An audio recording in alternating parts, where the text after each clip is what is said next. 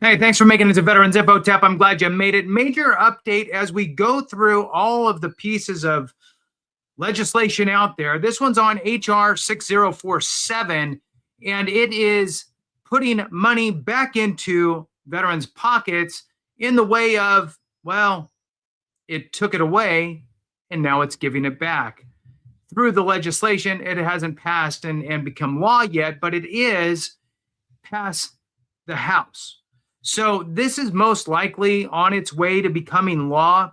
And I wanted to just shine a little light here on the legislative process. There is so much information out there, bills, amendments, and so forth going through that it is a chore to keep up with it all. I did find I'm going to call it a one-pager here. And I'm going to read some of it to you. I'm also going to share the screen with you so you can kind of follow along. But essentially, this is the roller coaster of a ride of the Sherry Briley and Eric Edmondson Benefits Expansion Act, HR 6047. Again, it's on its way over to the Senate. But let's remember that although it's gone, they've removed this as they should. There's a couple things to consider here. One, the bill actually called, no longer, but called for charging disabled veterans rated 10 to 70% a VA funding fee that they're currently exempted for. Now they've reversed that. That's good. There's also two other things. There are other fees that are now increased through this bill to help offset the funding. It's important to understand what those are. It's also important to keep an eye on what is happening. Remember, there's House versions of things, there's Senate versions of things, there's always changes that can happen. President could push back on something, it gets rewritten up, and then next thing you know, it's changed again. So we must keep our eyes on this. And my overall message stays the same. It is the United States government's responsibility to care for its military members, its veterans, its disabled veterans, and absolutely its catastrophically injured veterans, as well as its survivors. It's the government's responsibility. Nobody else's. However, here we are moving over those responsibilities into other lanes and essentially increasing fees to offset this. Well, the government is not paying the fees. You, my friends, are paying the fees. So let's just read a couple things here. I'm going to share this with you, the screen, so we can kind of, follow along. So bear with me here. We'll get this set up. Share screen, boom. And I believe it's this one. All right, here we go. So this is we'll call it a 1.5 pager. I'm not going to read the whole thing, but this is from the House Committee on Veterans Affairs. There is no date on here, but this is essentially the way that the bill passed the House. So HR 6047, the Sherry Briley and Eric Edmondson Veterans Benefits Expansion Act. This first part tells you kind of all about it, a little bit of the background, which is a good story. I've shared this stuff before. So it's 2 paragraphs, one for each. One is essentially representing the survivors aspect of this bill. The other is reflecting the catastrophically injured aspect of this bill. Real people, real situations, a snapshot of what the bigger picture is, if you will. So we're going to scroll down to here, and this is what we're talking about. We'll talk about what it does here, and then we're going to talk about the offset here. So the Sherry Briley and Eric Edmondson Veterans Benefits Expansion Act would significantly increase the monthly benefits rate for catastrophically service-connected disabled veterans with traumatic brain injury or other severe disabilities that require regular around-the-clock in-home medical care, offering an additional $10,000 annually.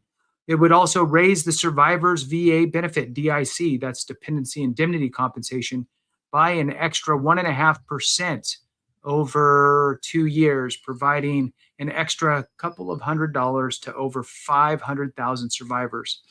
Let's see, next one, expand eligibility. Now, so remember, they have to fund this somehow, and the way they're doing it is through the VA home loan. Although they've removed the funding fee requirement in the bill for 10 to 70% rated veterans, they are looking for other ways. They've increased some other fees. We'll get into that in the offset at the bottom there. But they want to get more people into the VA home loan program so they can get those fees. So they're looking to expand the eligibility requirements for National Guard and Reservists from 90 days of active duty service to 14 days of active duty service with a 1% fee. So what that sounds like to me is that if you are in the Guard or Reserve, essentially one AT, annual training, will open up the door to the VA home loan, which I think is a great thing. If you utilize your VA home loan in that circumstance, you'll be charged a 1% fee. What does that equate to? Depends on the loan amount. The loan amount is what the fee will be based on. So if you get a $300,000 house, that's $3,000. A $500,000, it's $5,000. A $750,000, it's $7,500. If you're fortunate enough to buy $1 million house, well, then you're looking at $10,000. This would allow more members of the Guard and Reserve, generally younger members, to be able to live the American dream by owning their first home. Over 500,000 survivors, National Guard members, and thousands of catastrophically disabled veterans and their families will be positively impacted by these changes. All right. So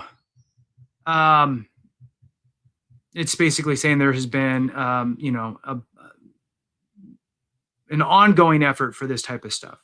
Let's talk about stakeholder support. Here it just is basically saying that as the bill is now, it's garnered all of this support. Remember, there was a bunch of pushback at the beginning because of the 10 to 70% charge to disabled veterans. Instead, it is now fees that will be charged to anyone utilizing the VA home loan benefit, and more if you're a reservist or Guard member with your 14 days of service. So again, it's not the government taking care of its catastrophically injured veterans and survivors. It is the entire veteran sphere taking, which, look, I'm not mad about it, but I'm frustrated with the idea that no politician talks about it in that light. That's disheartening. So let's go ahead and dive into this. HR 6047 offset, increasing the IRL. Now, IRL, I-R-R-R-L, I don't even remember how many R's I said now, is the interest rate reduction refinance loan. So refinancing fee, it's going to increase that refinance fee from 0.5% of your loan amount to almost 1.5%. It is almost tripled. This fee, now it's 1.42%. So for those that aren't watching, it goes from a 0.5 to a 1.42%. This fee would be an average, I love how they do this, an average of $16 per month. Again, this is the way that this is going. We, the United States government, can't or won't take care of our catastrophically injured veterans or survivors. But you can by chipping in $16 a month on average. Some more, some less, some none at all. But we need your support, right? But nowhere is that conversation. It's just, this is the way it's going to happen. And oh, by the way, it's only $16. Don't worry about it. Well, I'll tell you what, a lot of people are on fixed incomes. A lot of people, $16 might help them make it to work 1 or 2 more days before their paycheck. I don't know. I mean, look, $16 doesn't sound like much unless you're counting nickels when you're trying to pay for gas. Then it sounds like a lot for anybody who's ever been there. Anyway, bullet points here. And really, it's the point more than anything. It's the point that it doesn't matter if it's $1 or $1,000. It's the government's responsibility, I would think, anyway.